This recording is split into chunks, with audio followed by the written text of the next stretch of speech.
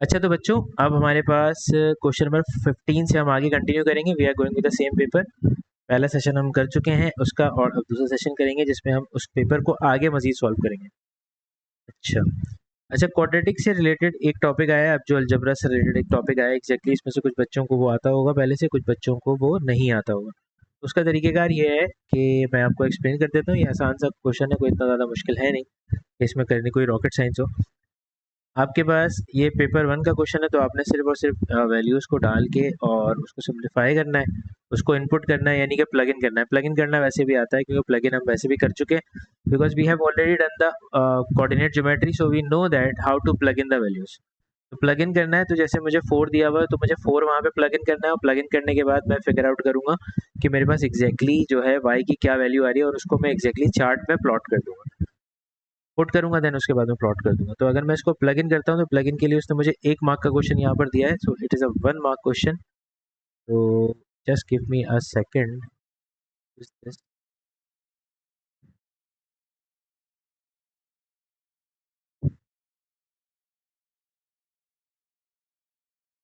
विशाल, तुमने कैमरा क्यों खोला हुआ था बेटा?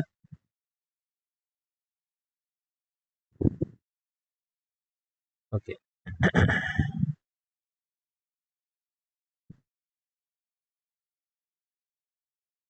सर आमना, अच्छा, आमना ने खोला हुआ था। आमना, कैमरा क्यों खोला हुआ था बेटा? 4 इंटू माइनस 12 पर स्क्वायर और प्लस का 12। Okay, so I got that values. अब मुझे इसको फिगर आउट करके इसको निकालना है कि वैल्यू मेरे पास एग्जैक्टली क्या बनेगी। तो ये वैल्यू मेरे पास बननी चाहिए -12 का क्यूब, तो ये होता है वैसे 144। 144 को मजीद 12 से मल्टीप्लाई करना पड़ेगा, 2 4 जा 8।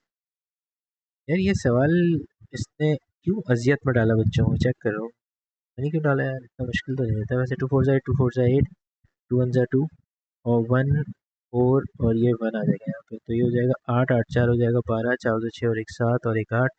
ये हो जाएगा माइनस का 1728। ये माइनस इसलिए हो रहा है क्योंकि मेरे पास जो पावर दी हुई है वो एग्जैक्टली ऑड पावर है। ठीक है, 12 का स्क्वायर 144 होता है, तो 144 को मुझे 4 से भी मल्टीप्लाई करना है। 4 4 16, 4 16 7 हो जाएगा, 4 1 4, ये हो जाएगा 5। तो it will be 576 negative and plus 12 as well.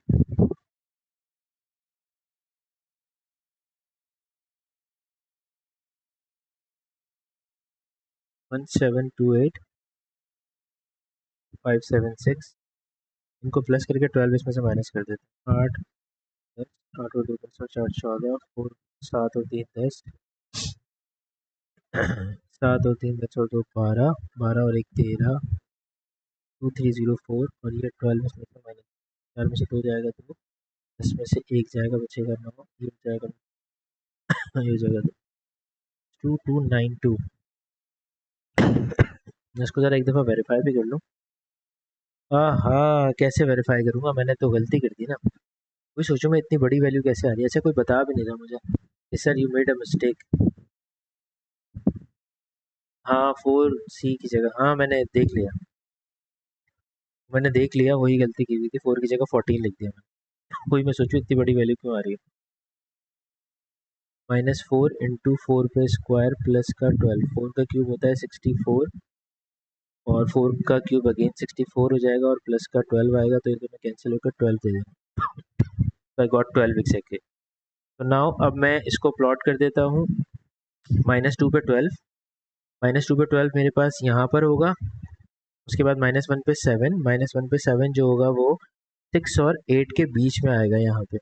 अच्छा, आई होप आप कुछ जो बच्चे हैं जिनके पास प्रिंटर की फैसिलिटी थी, उन्होंने यकीनन अपनी आसानी के लिए प्रिंट निकाल लिया होगा और उसका प्रिंट भी कर लिया होगा, तो वो देख भी लेंगे कि क्या क्या वैल्यूज़ आ रही हैं। 0 पे आ रहा है मेरे पास 12 यहाँ पे, उसके बाद 1 पे आ रहा है मेरे पास 9, और अगर फिर भी कुछ ऐसे बच्चे मौजूद हैं, कुछ ऐसे होशियार चंद होंगे जिन्होंने नहीं निकाला होगा प्रिंट, जो सिर्फ इसी को देख रहे होंगे, तो उनको भी मैं बता दूं कि वो भुगतेंगे। ये जब प्रैक्टिस नहीं करेंगे तो भुगतेंगे भाई। 4 पे आ रहा है आपके पास 12। तो this is going to be my graph. ये मेरे पास कुछ इस तरह का ग्राफ क्रिएट हो रहा है, जो कि यहाँ से यूँ करके आएगा और यहाँ से टर्न लेके it must be the free hand curve. ये फ्री हैंड कर्व होना चाहिए और ये फ्री हैंड कर्व ही हमें बनाना होगा। अच्छा, इसमें आपके पास ऑप्शन ये होता है कि आप अपने कर्व को सिमुलेशन में ले जाने के लिए आप थोड़ा सा ऊपर ले जाके भी उसको टर्न कर सकते हैं ताकि आपका ग्राफ, अब ये ज़रूरी बिल्कुल भी नहीं होता कि आप एग्जैक्ट सारे पॉइंट्स को टच करते हुए ही जाएंगे। आप अपने ग्राफ की सिमुलेशन को सही करने के लिए आप इस तरह भी दे जा सकते हैं, ठीक है, ताकि मेरा ग्राफ टर्न होता हुआ सही नज़र आए। मतलब गाड़ी भी एकदम टर्न नहीं मार सकती ना, तो मैं वैसे टर्न नहीं मारता। फ्री हैंड कर्व बनाऊंगा तो इस तरह का कर्व।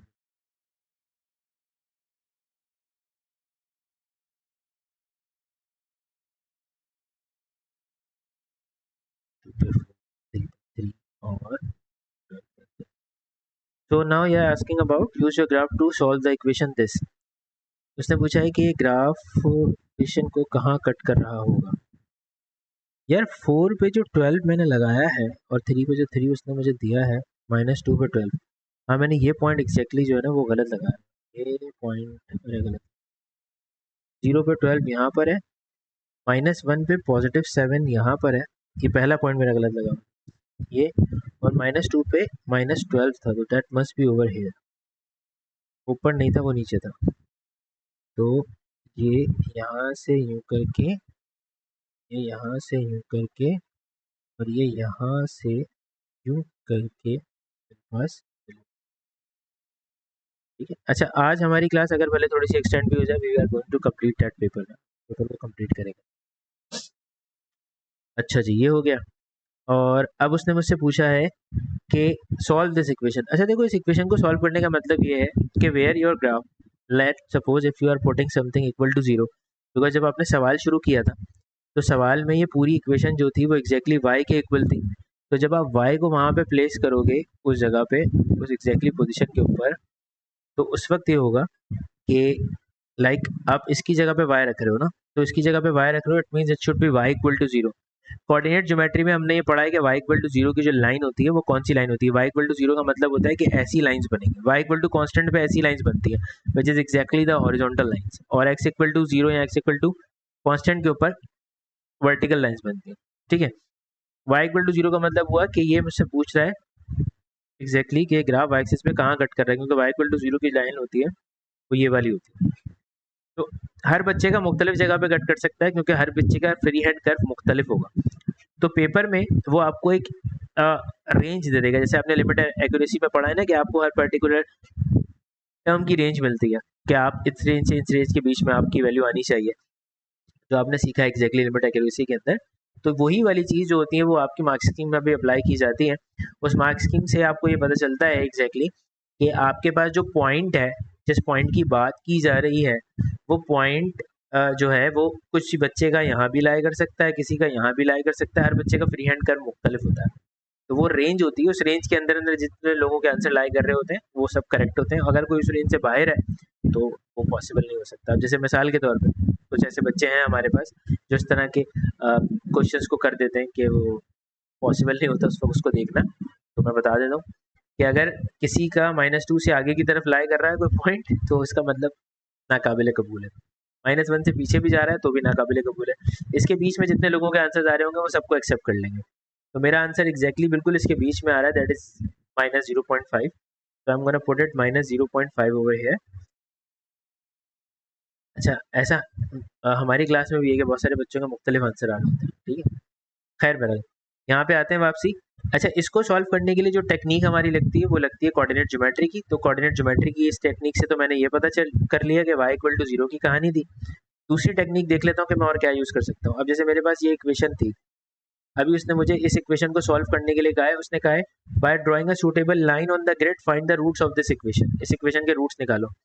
यार मुझे जो इक्वेशन उसने दी थी ना वो एग्जैक्टली थी y equal to x cube minus का 4x² प्लस का 12, ठीक है।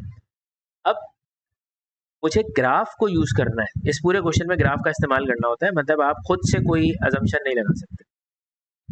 उसने मुझसे पूछा है कि रूट्स बताइए, तो मैं अब रूट्स ही बताऊंगा। कैसे बताऊंगा मैं आपको बता रहा हूँ। देखिए, सबसे पहले आप ये चेक करेंगे कि जो आपका कर्व था उस कर्व की इक्वेशन में और इस सवाल की इक्वेशन में क्या फ़र्क है या कुछ सिमिलैरिटी है। तो you will try to figure out the similarity in both the equations. तो इन दोनों इक्वेशंस की अगर मैं सिमिलैरिटी को देखूं तो मुझे ये बात पता चल रही है कि x cube minus four x square और x cube minus four x square both the equations are having the same thing. दोनों के पास एक सेम थिंग है, एक्स क्यूब माइनस का फोर एक्स स्क्वायर। ऐसा ही है भाई मेरे, जवाब देंगे आगे बढ़ूंगा मैं। दोनों इक्वेशंस में सेम चीज़ मौजूद है। तो मैं ये करूँगा, इस इक्वेशन से इसकी वैल्यू को बाहर निकाल लूँगा। कैसे? +12 था, इसको मैं वहाँ भेजूंगा, ये हो जाएगा y minus 12 is equals to x cube minus का 4x स्क्वायर। ऊपर वाली इक्वेशन से मैंने इस वैल्यू को बाहर निकाल लिया। कोई बच्चा चाहता तो नीचे वाली इक्वेशन से भी इस वैल्यू को बाहर निकाल के ऊपर पुट कर सकता था। मैं अभी ऊपर से निकाल के नीचे पुट करूंगा, दोनों सूरतों में आंसर सेम ही होता है, कोई फ़र्क नहीं होता। तो अब मैंने इसकी जगह पर जो एग्जैक्टली टर्म थी मुझे इक्वेशन में दी गई थी, यहाँ पे इसकी जगह पे मैं डाल दूंगा y माइनस 12 अपनी आसानी के लिए। तो मैंने यहाँ पे लिखा y माइनस 12 प्लस का x प्लस का 4 इज इक्वल्स टू 0। ठीक है, फिर मैंने सारी चीज़ों को दूसरी तरफ भेज दिया, तो वो मेरे पास हो जाएगा माइनस एक्स, ये हो जाएगा मेरे पास माइनस 4, ये हो जाएगा मेरे पास +12। y is equals to minus x, 12 में से 4 जाएगा तो बचेगा आपके पास कितना, प्लस का 8। अब ये मेरे पास एक जीती जागती कौन सी इक्वेशन बनी है? इस इक्वेशन को क्या कहते हैं आप, जो इक्वेशन अभी आपने बनाई है इसे क्या कहा जाता है?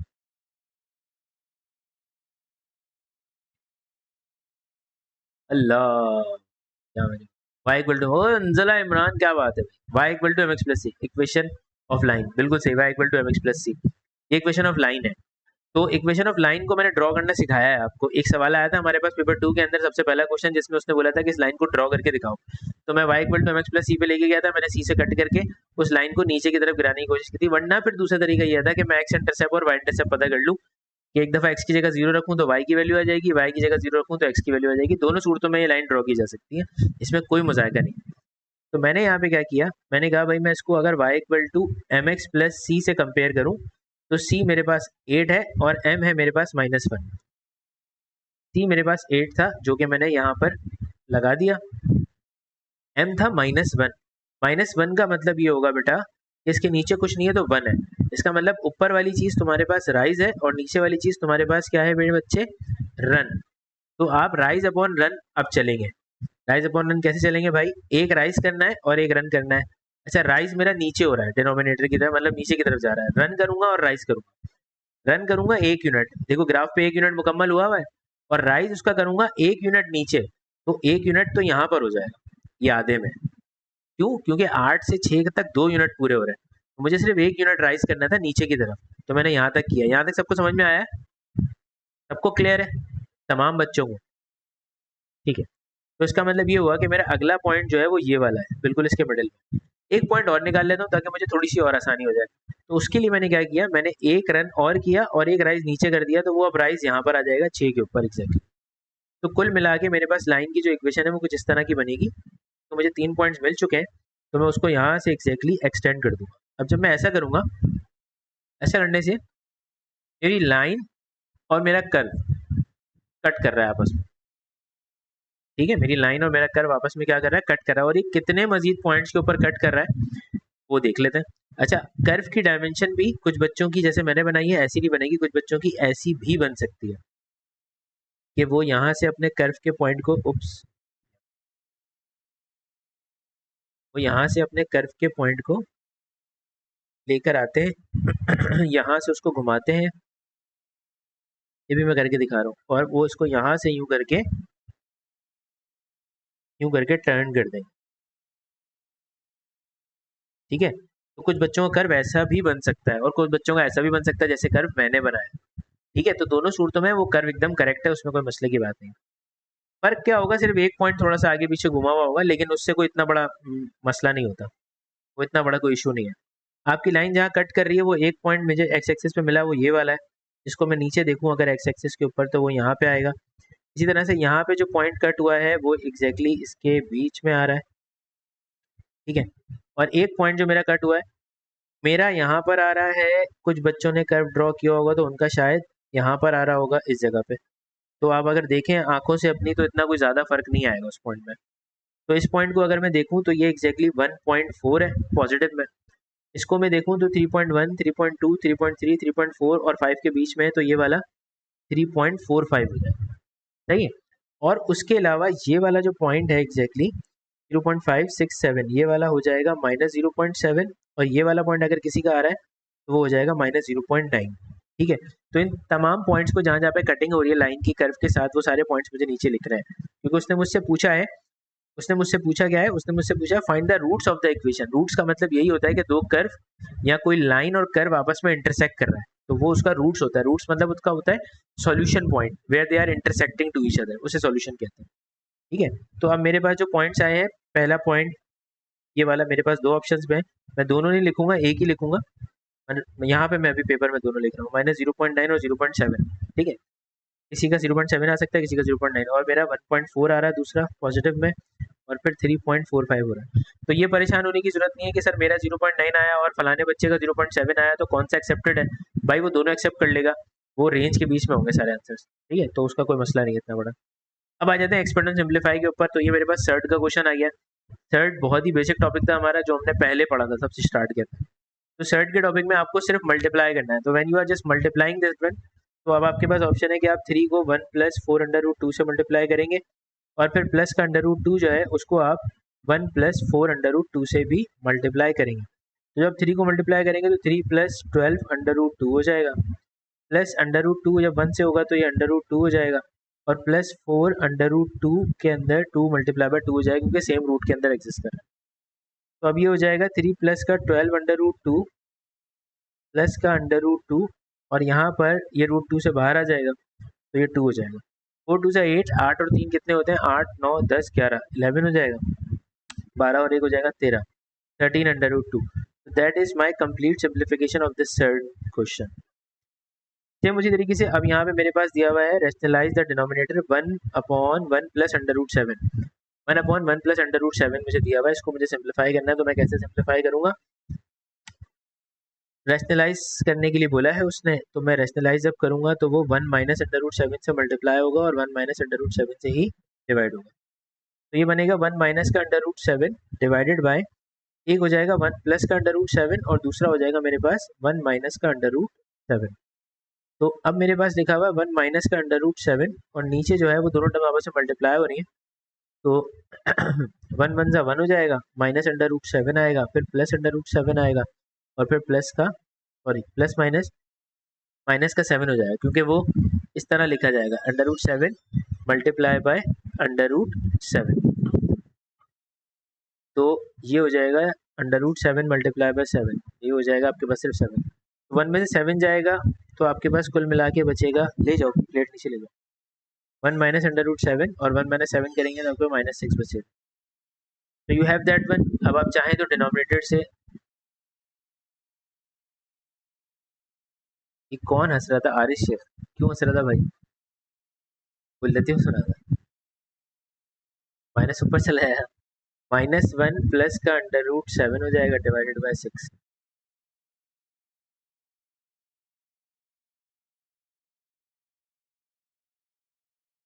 ठीक है।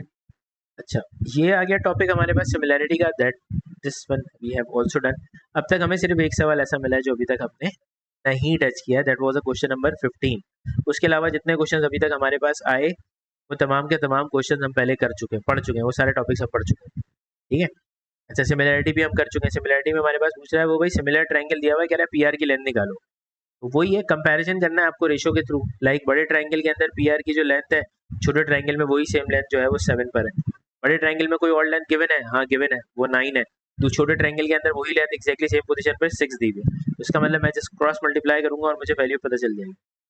तो क्या हो जाएगा ये भाई, 6 PR हो जाएगा, इक्वल्स टू 7 मल्टीप्लाई बाय 9 होगा। PR is equals to 7 multiply by 9 divided by 6 हो जाएगा। तो 3 3 ज़ा 9 हो जाएगा, 3 2 ज़ा 6 हो जाएगा, 7 3 ज़ा 21 डिवाइड बाय 2। कोई बच्चा चाहे तो ऐसे भी छोड़ सकता है, कोई बच्चा चाहे तो इसको लिख सकता है 2 10 होल 1/2, कोई चाहे तो लिख सकता है 10.5। तो सारे आंसर एक्सेप्टेड है, जिसका जितना दिमाग चलता है, जिसकी जितनी अप्रोच होती है वो तक वहाँ तक पहुँचता है। ठीक है। अच्छा, उसके बाद आ जाए area of triangle ABC is 16 centimetre square.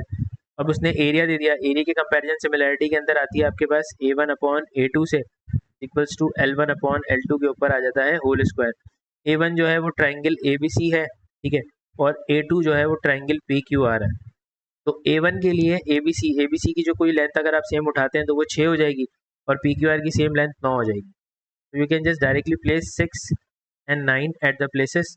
और ABC का एरिया उसने 16 दिया हुआ है, so you can exactly put 16 over there और that will be PQR over here.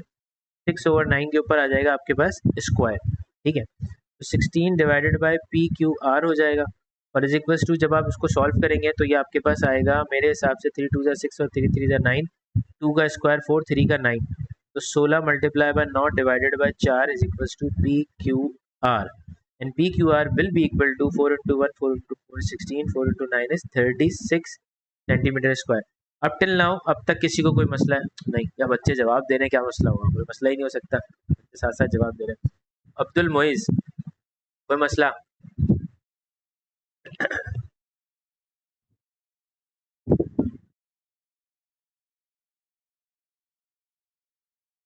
क्या पानी पीने पे तालियां बजाओगे?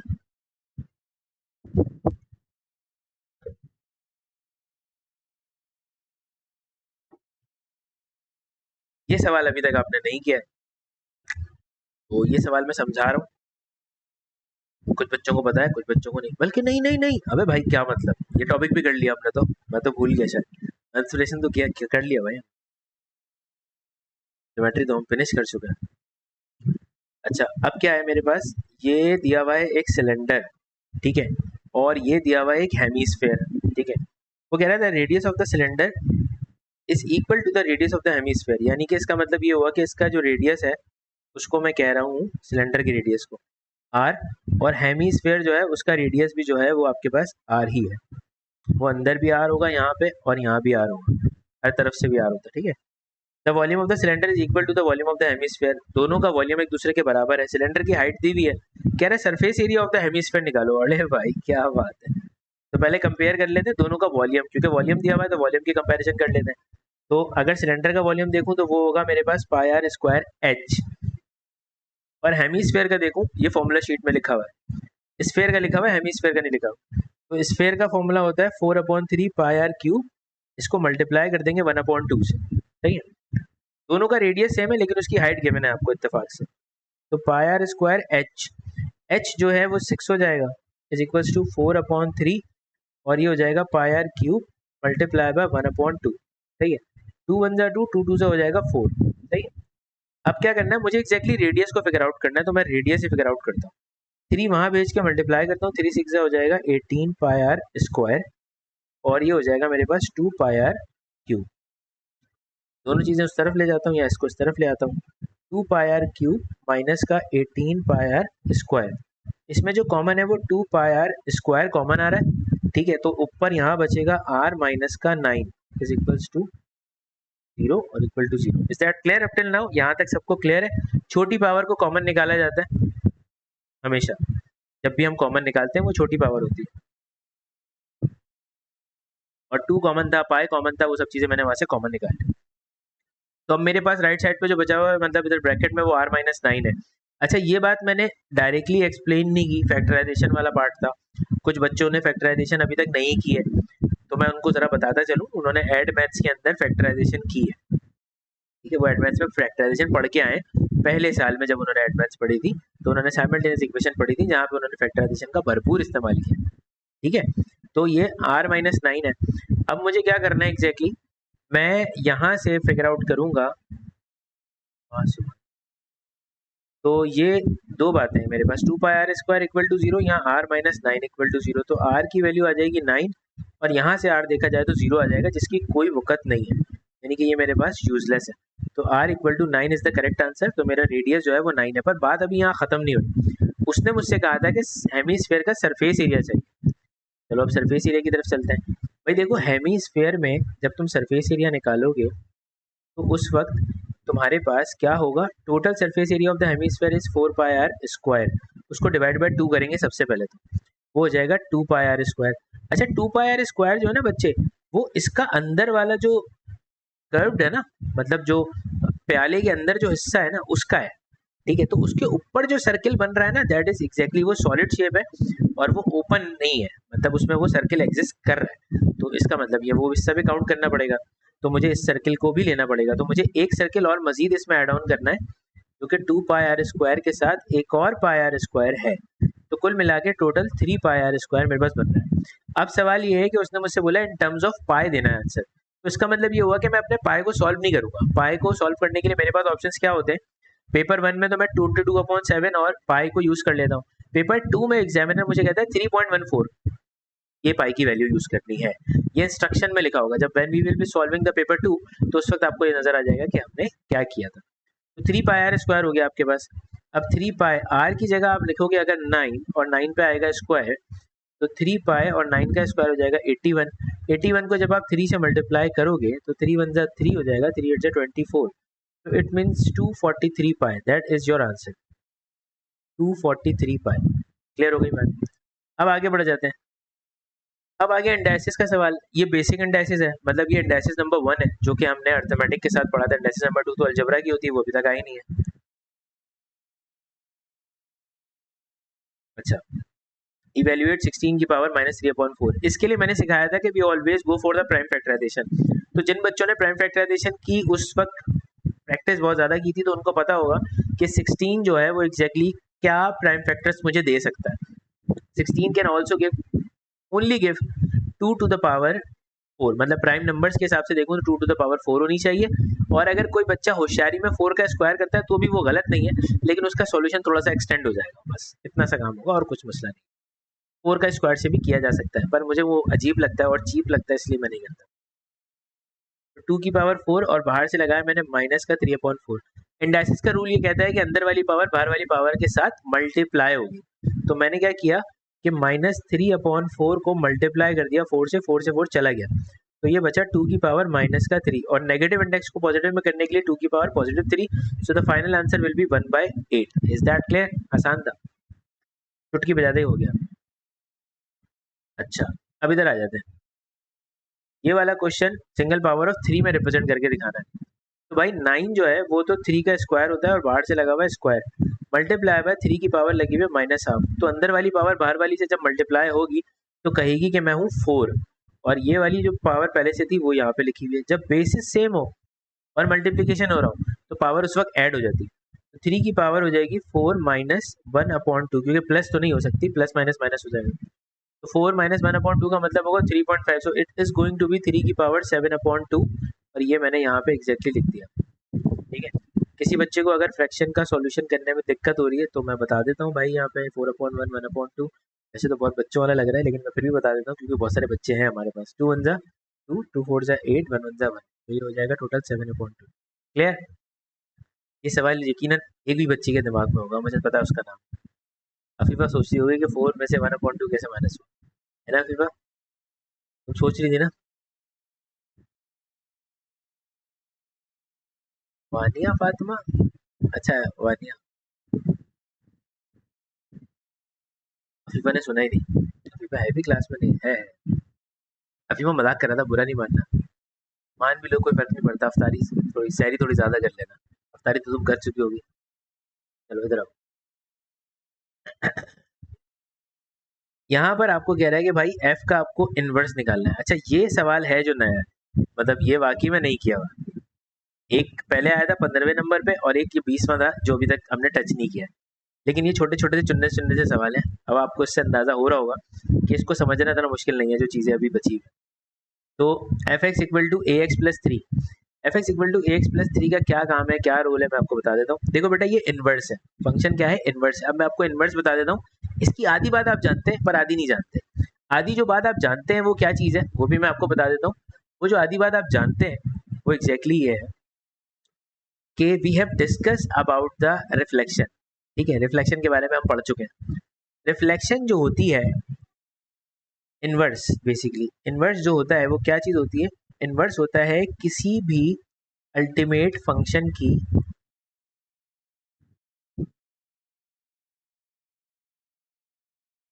अभी क्या तुम लंगर आम से क्लास ले लेते हैं?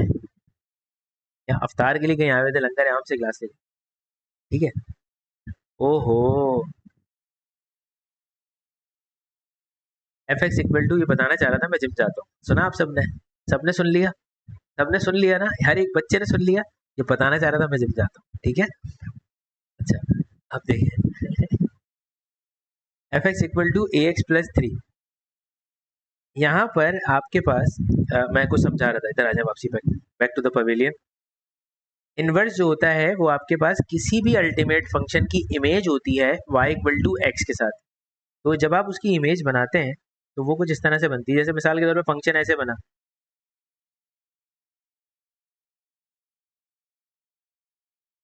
ठीक है, और y इक्वल टू एक्स की लाइन इसमें यहाँ से जारी होगी यूँ करके, तो इसकी जो इमेज होगी वो कुछ इस तरह से बनेगी, इस लाइन से। अब ये देखें, आपको अनमोल कुदरत की एक अनमोल चीज़ के बारे में पता चलेगा। अल्लाह ताला ने आपको एक नेमत दी है,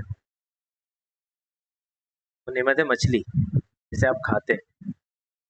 देखें आप, सिमेट्रिकल कंडीशन होती है। क्या होती है? सिमेट्रिकल कंडीशन होती है हमेशा। तो यहाँ पे उसकी आँख होती है और इस तरह से उसका मुंह होता है। तो मछली का जो शेप है ना, वो एग्जैक्टली किसी भी कर्व्ड के शेप को रिफ्लेक्टेडली इमेज अगर बनाई जाए तो उसके साथ मिलके बनते हैं। ये अल्लाह ताला की नेमत है जो आपने आज मैथ्स में देखी है, जो आपको मिलती है। खैर बहरहाल, इसको कैलकुलेट करने का तरीकेकार क्या होता है वो मैं आपको बता रहा हूँ। कैलकुलेट करने का तरीकेकार ये होता है भाई कि एफ एक्स बराबर है ए एक्स प्लस थ्री के। तो अब इसमें क्या कहानी है मैं आपको समझाता हूँ। पहले आप सबसे पहले step by step F x की जगह लिखेंगे वाई, ए एक्स प्लस थ्री, पहला स्टेप ये होता है, step number one. Step number two क्या होता है कि भाई एक्स को वाई से रिप्लेस कर दो, एक्स को वाई से रिप्लेस मार दो। कैसे? एक्स यहाँ पे आ जाएगा और वाई यहाँ चला जाएगा, चला गया। अब अगले स्टेप में तीसरा स्टेप जो सब्जेक्ट टू वाई, वाई को बना दो subject, x minus three is equals to a y और y is equals to x minus three upon a. Subject का मतलब पता है? किसी ने मुन्ना भाई एमबीबीएस देखी है? सब्जेक्ट इतने अरसे से ना कुछ सुनता है, ना कुछ जानता है, ना कुछ मानता है, ना कुछ खाता है, देखिए ना, ये वही सब्जेक्ट है। मतलब उसको सबसे अलग कर देंगे। तुमने थोड़ी देखी होगी, तुम तो लगे रहो मुन्ना भाई देख रहे होगे ना, मुन्ना भाई एमबीबीएस थोड़ी देखोगे। तो अब क्या है हमारे पास, हमने क्या किया, उसको सब्जेक्ट बना दिया। जब हमने सब्जेक्ट बनाया तो उसके साथ जितने भी वेरिएबल्स थे उन सबको उठा के मैंने दूसरी साइड पे फेंक दिया और उसको बिल्कुल अकेला कर दिया, बिल्कुल अकेला। जैसे क्लास में कोई बच्चा बातें कर रहा होता है, मैं उसको उठा के सबसे पीछे बैठा देता हूँ ना, उसको बिल्कुल अकेला कर देता हूँ, तो वो सब्जेक्ट बन जाता है, ठीक है। तो ये मैंने सब्जेक्ट बना दिया। तो मैंने सब्जेक्ट जब बनाया तो सब्जेक्ट बनाने से हुआ ये कि मच्छर भी मर गया। y equal to x minus three a, ठीक है, वो इस वक्त हो गया मेरे पास क्या एग्जैक्टली सब्जेक्ट।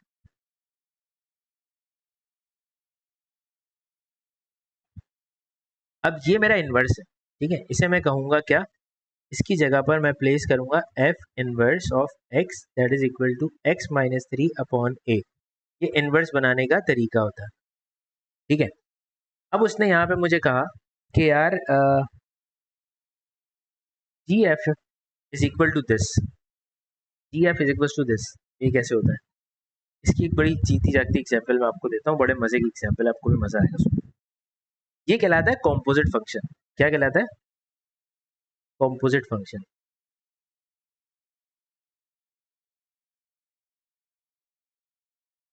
ठीक है, ये बड़ा इंटरेस्टिंग फंक्शन होता है, ये कभी कभी बनता है।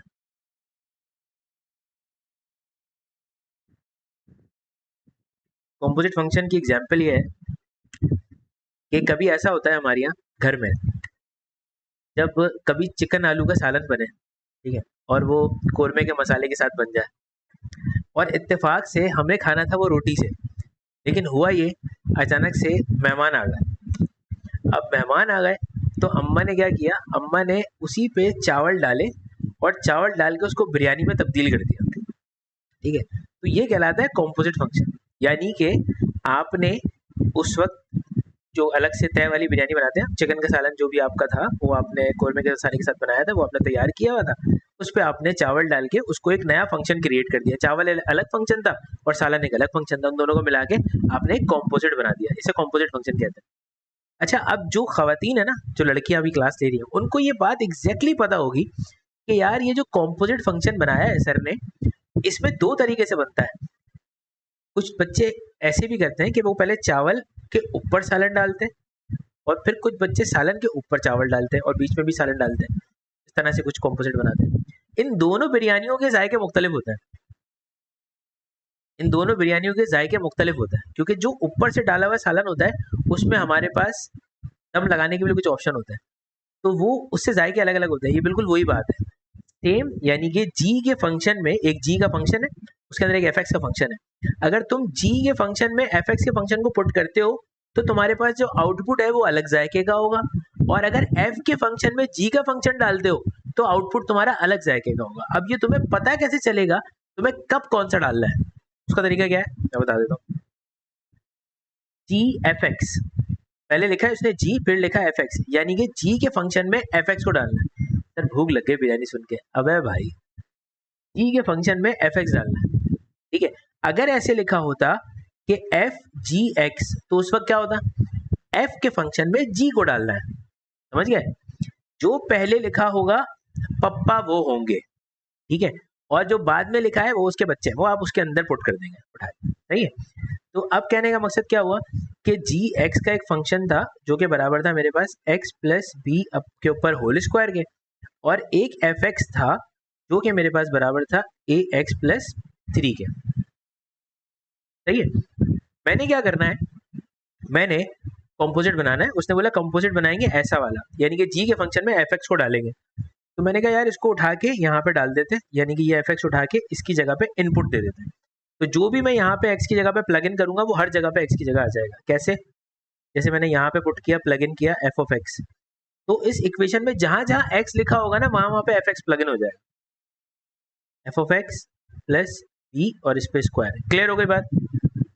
ये जो लेफ्ट साइड पे लिखा हुआ है ये कहलाएगा जी एफ एक्स, और जो राइट साइड पे लिखा हुआ है F of X plus B के ऊपर होल स्क्वायर।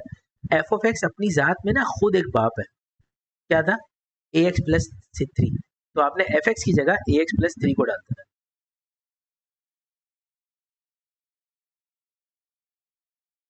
तैयार।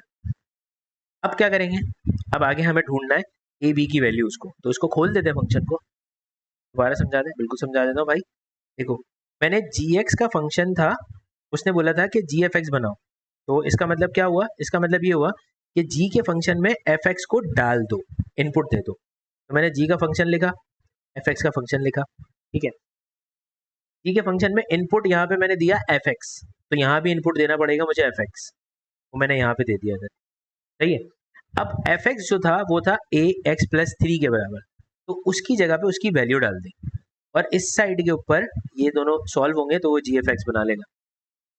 क्लियर हो गई बात।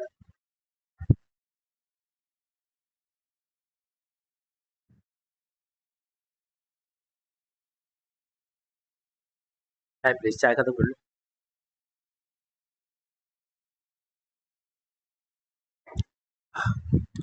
अब दिमाग चलेगा। अब मेरे पास ए x plus 3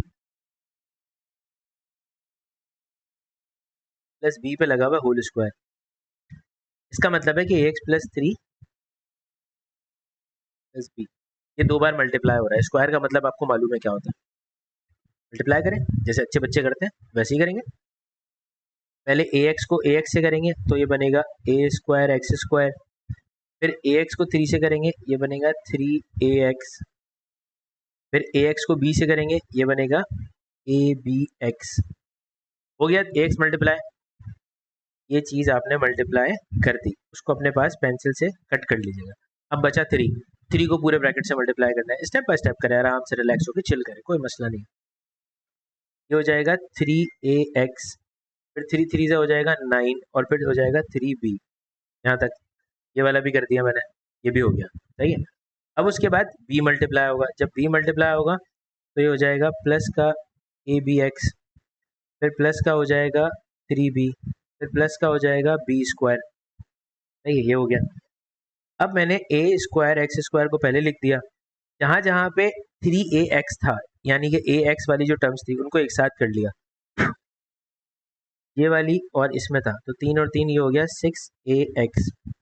A B x और ए बी एक्स दो बार लिखा था तो ये हो गया 2abx, और फिर जो अलग से बचा माल था वो मेरे पास था एक 9 और दूसरा 3 और 3 था 6b और ये प्लस का b स्क्वायर, सही है।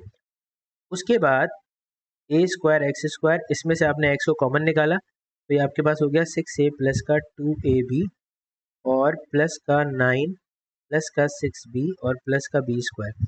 अब आपको जो सवाल में उसने गिवन दिया था वो ये था, ठीक है। यानी कि जब आप इसको इससे कंपेयर करोगे 9x स्क्वायर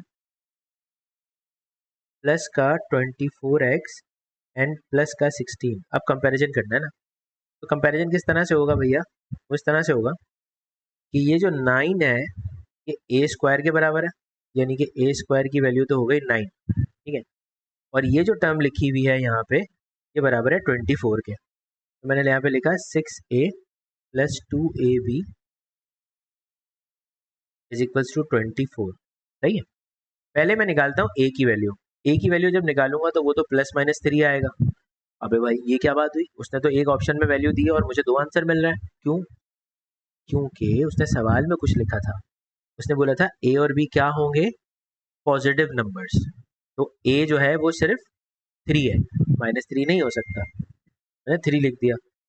फिर उसी तरीके से मैंने यहाँ पे 6a की जगह पे लिख दिया 3 और प्लस का 2 इंटू 3 और b इज इक्वल्स टू 24, सही है।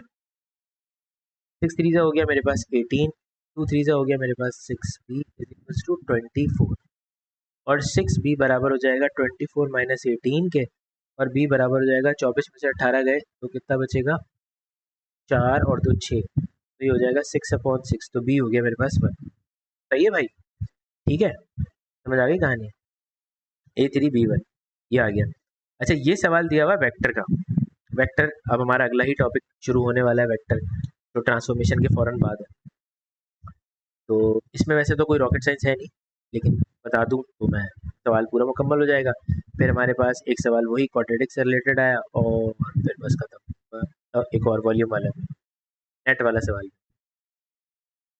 अच्छा ये कह रहा है O P Q R is a parallelogram, O P Q R एक पैरेललोग्राम है। एक सेकंड आप मुझे देंगे ज़रा, मैं ज़रा ए लेवल्स के ग्रुप में ये कह दूं कि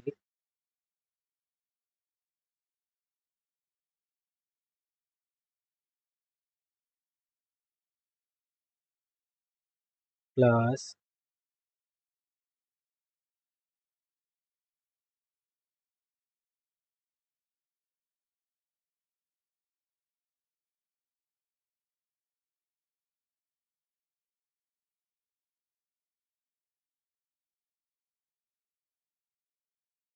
क्या हो गया Abdul moist,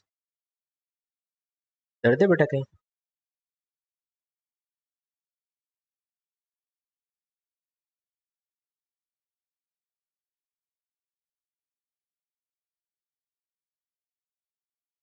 starting in 3 minute. अच्छा भाई O P Q R is a parallelogram, ये एक पैरेललोग्राम है।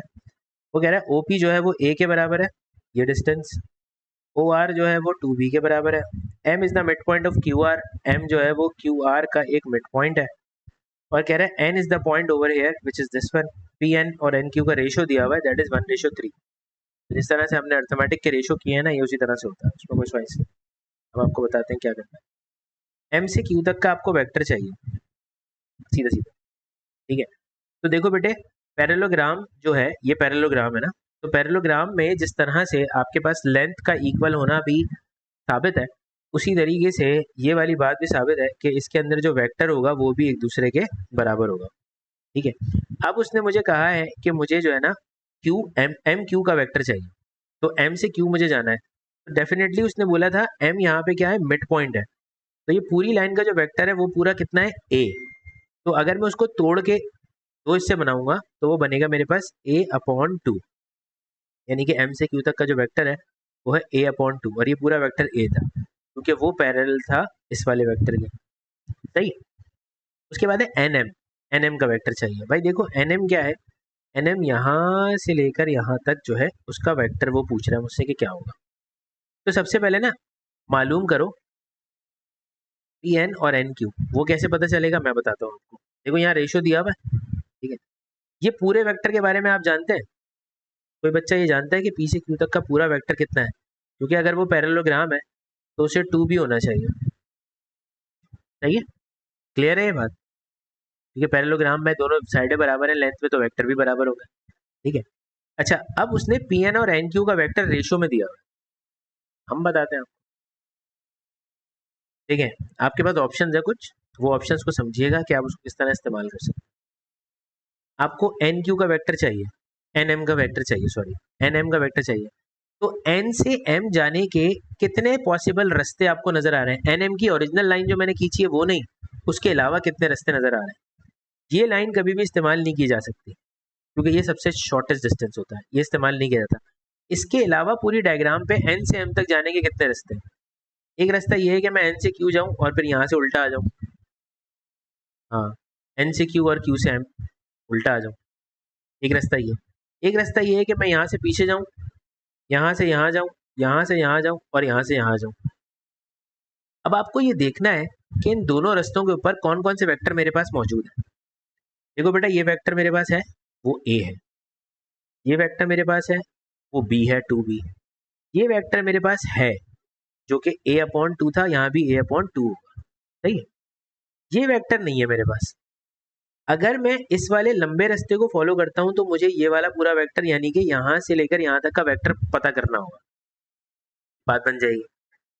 दूसरा रास्ता n से m जाने का क्या है? अगर मुझे n से m जाना है तो मेरे पास जो दूसरा रास्ता है वो ये वाला है। इसमें मेरे पास क्या है, दो वेक्टर होने चाहिए। एक ये वाला, वो ऑलरेडी है, लेकिन ये वाला नहीं है, वो पता कर लेता हूँ। तो मुझे जो सबसे आसान लग रहा है वो n से q और q से m लग रहा है। आपको कौन सा लग रहा है मुझे बता दें।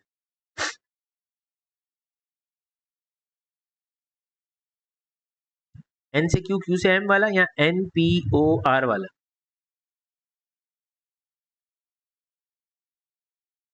कौन सा रास्ता आपको आसान लग रहा है? ये n से q वाला ना? अच्छा, ये वही खेल है जो आपने देखा होगा बचपन में अखबार जहां आता था। अखबार जहां के अंदर लिखा होता था 1 2 3 4 5 6 7 8 9 10 और फलाना ढिमकाना बच्चा बाहर। एक पजल होता था, उस पजल से आप यूं लाइनें मिलाते थे और यूं करते हुए उसको, बच्चे को उस जंबल से बाहर निकालते थे। इसे वही गेम होता है। एन से एम पहुंचना है, ये रास्ता सबसे आसान है, इधर से पहुंचना है। कैसे पहुंचेंगे? ये वेक्टर नहीं है। ओहो, हाँ हाँ, रेशो है तो रेशो से तो निकालूंगा बेटा, परेशान क्यों हो रही हो? मैं बताता हूँ ना कैसे निकालूंगा, टेंशन क्यों ले रही हो, मैं हूं ना। देखो बेटा, रेशो कैसे टूटता है आपको मैं याद दिलाता हूँ थोड़ा सा ना। आपको शायद याद हो 1:3। उसने कहा कि पी एन जो है और एन क्यू जो है, ठीक है, एक का रेशो पी एन है, एक का एन क्यू है, यानी कि इसका मतलब ये हुआ पी एन एक्स है और एन क्यू जो है वो 3x है। याद आया कुछ? हमने इसी तरह से रेशो पढ़ा है। जो पहली क्वांटिटी होती थी, जो छोटी होती थी, उसको एक्स कह दिया, दूसरी वैल्यू को हमने उससे मल्टीप्लाई करके लेफ्ट टर्म कह दिया। अब जब ये दोनों मिले, अगर ये पी एन और एन क्यू आपस में मिल जाए तो ये बन सकता है क्या? P Q. समझ आई? अच्छा, इसका एक दूसरा तरीका भी है। दूसरा तरीका क्या है वो भी बता देता हूँ आपको। आपको एन क्यू निकालना है, आपने लिखा एन क्यू। अगर रेशो में देखा जाए तो एन क्यू जो है वो टोटल कितने हिस्से हैं? जो एन क्यू के पास है कितने हिस्से हैं? एन क्यू के पास रेशो के हिसाब से कितने हिस्से हैं लाइन के? अबे एरो बना दिया सामने, तो बता दो बेशर्मो। एन क्यू के सामने 3 हिस्से हैं, ठीक है। अच्छा, ये जो पूरी लाइन है, इस पूरी लाइन का वेक्टर है आपके पास? ये जो पूरी लाइन है पी से लेके क्यू तक की, क्या इसका वेक्टर है आपके पास? पी से लेके क्यू तक का वेक्टर है आपके पास? यस, क्या है बेटा बताना? 2b। तो आपने उसके सामने उसे 2b लिख दिया। अब मुझे ये बताओ कि पी से क्यू की जो लाइन थी उसके टोटल कितने हिस्से बने थे? अब रुक जा सुभान, पी से क्यू तक की जो लाइन थी उसके टोटल कितने हिस्से बने थे? 4, शाबाश, क्योंकि 1:3 था ना, तो 4। अब आप इसको क्रॉस मल्टीप्लाई करें और एन क्यू निकाल लें, तो एन क्यू बन जाएगा आपके पास 3/4 मल्टीप्लाई बाय 2b। तो ये हो जाएगा 2 1 2, 2 2 4, यानी कि 3/2b। सही है, ये वेक्टर आ गया 3/2b के नाम से। सही है भाई? हाँ भाई सही है। हाँ भाई भाई बच्चों बताओ सही है ठीक है। अच्छा अब क्या करना है, अब ये करना है मुझे यहाँ से यहाँ जाना है। तो यहाँ से यहाँ जाने के लिए मैं इस वाले रास्ते को फॉलो करता हूँ। मैं एन से क्यों आऊँगा, तो मैं उसी डायरेक्शन पे आ रहा हूँ जिस डायरेक्शन का वेक्टर मैंने निकाला है। वो मुझे कह रहा है सीधा चल, मैं सीधा जा रहा हूँ। लेकिन क्यू से एम तक आने के लिए मैं उसकी डायरेक्शन ऊपर जा रही थी, लेकिन मैं नीचे आ रहा हूँ। मुझे डायरेक्शन कैसे पता चली, सवाल में लिखा हुआ था एम से क्यू जाना है तो डायरेक्शन ऊपर जा रही थी, लेकिन मैं उस डायरेक्शन के ऑपोजिट आ रहा हूँ। तो जब मैं किसी भी डायरेक्शन के ऑपोजिट आता हूँ ना तो नेगेटिव यूज करता हूँ। तो मैंने क्या किया, मुझे एन एम का वेक्टर मालूम करना था। मैंने क्या लिखा, मैंने कहा भाई 3/2b, क्या लिखा मैंने 3/2b, वो सेम डायरेक्शन थी।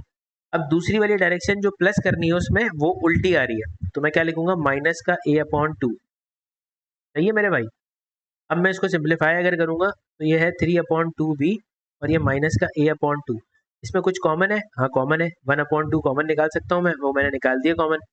और यहाँ पे बच गया मेरे पास 3b-a। यहाँ तक क्लियर है सबको, एन एम के वेक्टर तक पहुँच गया।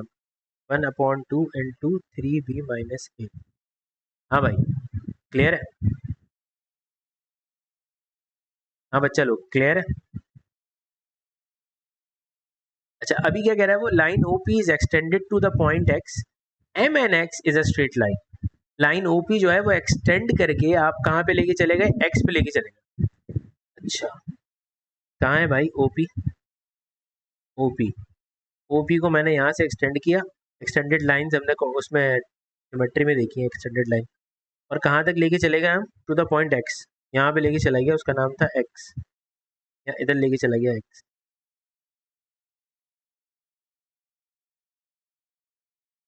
नहीं है। अब वो ये कह रहा है M N X is a straight line. अब उसकी वजह से एम एन एक्स जो है वो एक स्ट्रेट लाइन बन गई है। उसने कहा ये वाली जो है ना भाई ये एक स्ट्रेट लाइन है, इसको साबित करना है।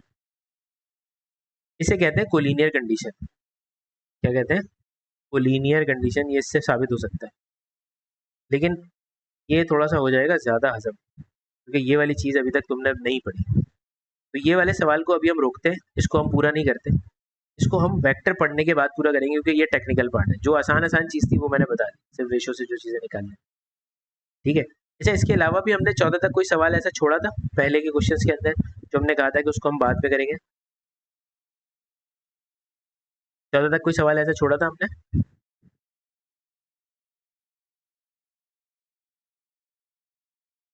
आप लोगों ने, या आप लोगों को याद नहीं है, ये भी मैं बताऊँ। मेरा नहीं ख्याल के छोड़ा था, नहीं नहीं छोड़ा था। बस हमने वेक्टर वाला क्वेश्चन अभी छोड़ा है, बाकी ग्राफ वाला क्वेश्चन तो कर लिया। वेक्टर वाले क्वेश्चन हम सारे नहीं भी होता, हम सारे एक साथ ही कर लेंगे, कोई मसला नहीं। अच्छा अभी यहाँ पे क्या पूछ रहा है वो, एडी एंड महा make a cards, one day they each work for 4 hours making cards. Eddie take X minute to make the one card. Show that the number of Eddie makes card is given by this equation. नहीं मेरे ख्याल से ये अभी हमने touch नहीं किया topic, तो we shouldn't do this question, it will make the problem very technical. ये वाला क्वेश्चन हम कर चुके हैं पहले, ये हमने पढ़ लिया टॉपिक। ये दो टॉपिक्स के मिलाप से क्वेश्चन बना हुआ है, मैं बता देता हूँ कौन कौन से। Work out the length of the base of the pyramid, सबसे पहले शायद हो सकता है पाइथागोरस थ्योरम लग रहा हूँ, या फिर मेंसुरेशन हो। ट्रिग्नोमेट्री और मेंसुरेशन दोनों एक साथ ही इसमें यूज होएगा।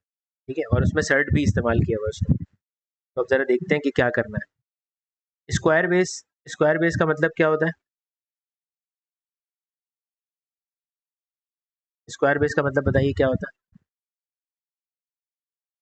स्क्वायर बेस ये होती है जिसमें सारी साइडें स्क्वायर होती हैं, तो मतलब वो सारी साइडें स्क्वायर की हैं तो वो इक्वल है। अच्छा अब उसने मुझे बोला कि भाई ई से लेके एक्स तक 7 है।